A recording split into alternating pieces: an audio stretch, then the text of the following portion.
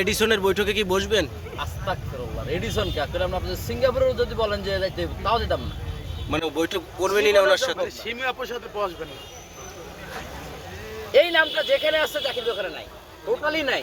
কারণ কি ভাই? কথা বুঝেন না, এই কারণে তো 1 কিলোমিটার ডিস্টেন্স, যাতে ছায়াও না মারাইতে পারি, এই কারণে পুরো 1 কিলোমিটার ডিস্টেন্সে আছে। শুনলাম আমরা চাচ্ছি আপনার এই আগারগাঁয় যত কেক ব্যবসায়িক আছে তার ভিতরে ভাইরাল পারসন জাকির ভাই এবং সিমি আপু, এদেরকে নিয়ে আমরা রেডিসনে একদিন বসবো গোল বৈঠকে।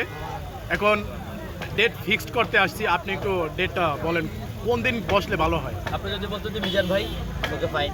যদি বলতেন যে আমাদের বড় আপু আসমা আপু আছে, ওকে ফাইন। তারা তো কেক ব্যবসায়িক না। যদি বলতেন যে তৃতীয় পিরিয়ড হচ্ছে শাকিলা আপু, ফাইন।